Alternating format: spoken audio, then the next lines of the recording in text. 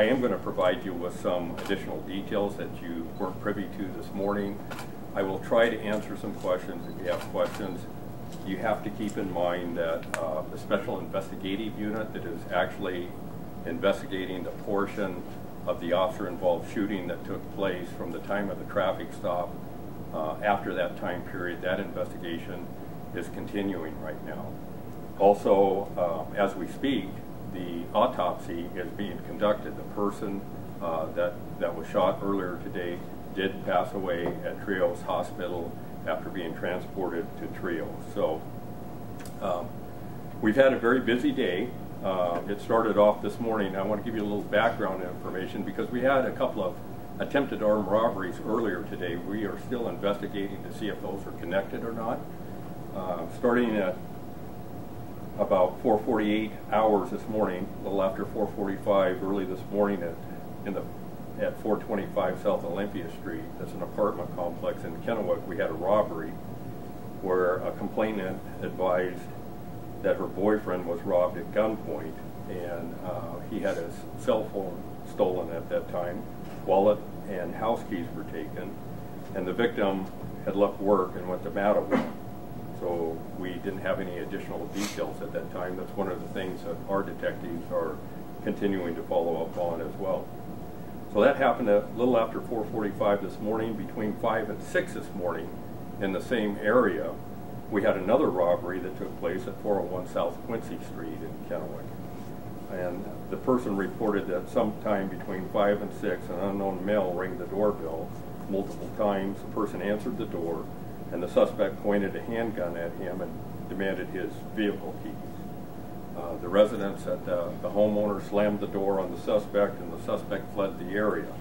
So we had that robbery was reported at a later time after the incident culminated where all of you were earlier this morning. At 5:40 this morning, we had an attempted burglary at 1510 West 4th Place in the 1500 block of West 4th Place.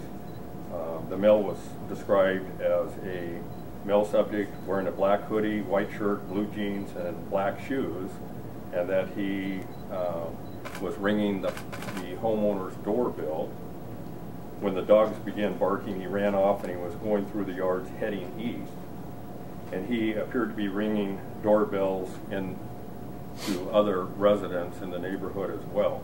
So one of the things that I'm going to ask you about, because I wanted to bring forward the information about these different incidents that occurred before our officers attempted to stop the stolen vehicle, in case anybody was woke up early this morning in this neighborhood or a neighborhood in close proximity. We would appreciate them calling the Kennewick Police Department as well so that we can follow up with that. This morning between 6:05 and 6:10 at 404 South Olympia, which is also an apartment complex, we had a report of a burglary and an auto theft. The person reported that the front door of his apartment was left open overnight, and sometime between 6:05 to 6:10, an unknown subject entered the residence, stole keys to 3 vehicles, and that a 2003, it was a tan and silver Ford Focus, was taken. And we had the license plate number of the stolen vehicle, which became a little bit important later on in the investigation. The license plate was Adam Paul George 9616.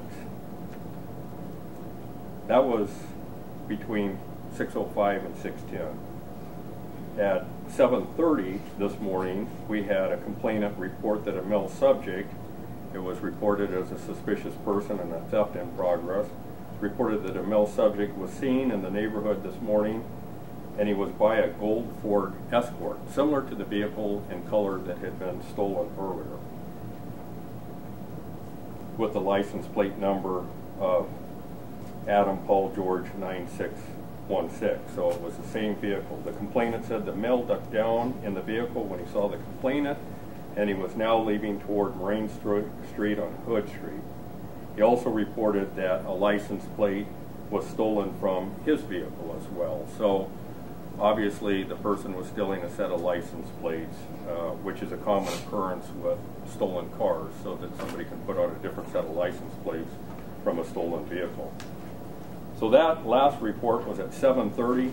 2 minutes later, at 7:32 hours in the morning, one of our officers observed the vehicle going north on Reed Street at a high rate of speed. He attempted to initiate a traffic stop. The vehicle fled. We had quite a lengthy pursuit, almost 30 minutes. The suspect led officers back and forth in the area between Hood Avenue and Canal Drive on Volin Street to Fisher Street. And as the vehicle continued on Volin Street, as the pursuit continued, the driver then pointed a gun to his own head. And on our radio broadcast, there was transmissions of the person leaning out the window, pointing a gun at his own head. Later on, as the vehicle was on Canal Drive, turning east on Canal and then south onto Fisher Street, the driver appeared to be screaming and held the gun to his head once again. As a result of this traffic, and as you know, on the Benton County side of the river, we have a central dispatch, a regional dispatch center. As a result of that, besides Kennewick units, Benton County Sheriff's Department, and also the Richland Police Department, we're all on the same radio system. They also began moving toward that direction. The vehicle went north on Volin and then onto Emnaha Avenue, and again had his head out the window with the gun pointed at his head. The pursuit started at 7:32 and it concluded at 8:02 in the morning. The suspect left the stolen vehicle and pointed his weapon at officers. Kennewick Police Officer Joshua Kuhn, that's K-U-H-N, he's 36 years old. He fired at the suspect. The suspect then entered into an apartment located at 4503 West Klamath Avenue, apartment B.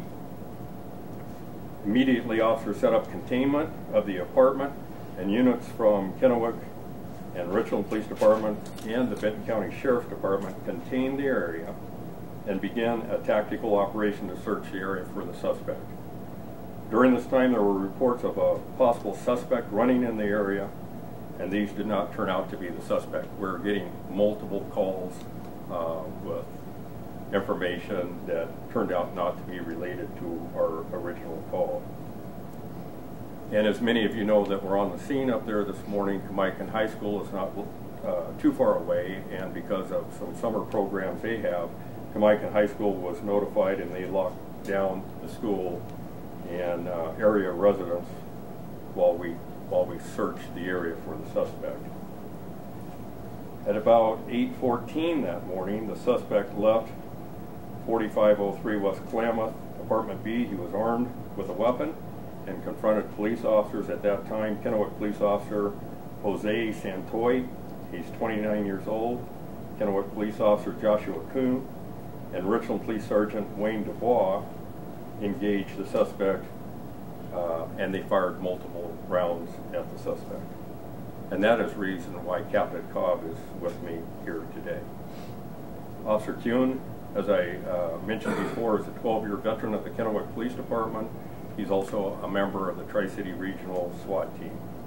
Officer Santoy is a 3.5-year veteran of the Kennewick Police Department, and he was a Bellevue police officer prior to coming to Kennewick, worked for the Bellevue, Washington Police Department.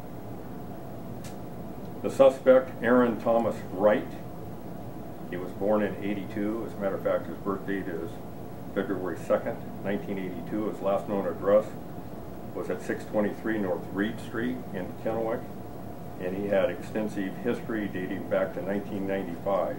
And as I mentioned before, he was transported to Trios Hospital in downtown Kennewick, where he was pronounced dead. He was transported by the Kennewick Fire Department paramedics. With that, I'm going to let Captain Cobb talk about his sergeant. You may have some questions about that, and then we will attempt to answer questions that you may have.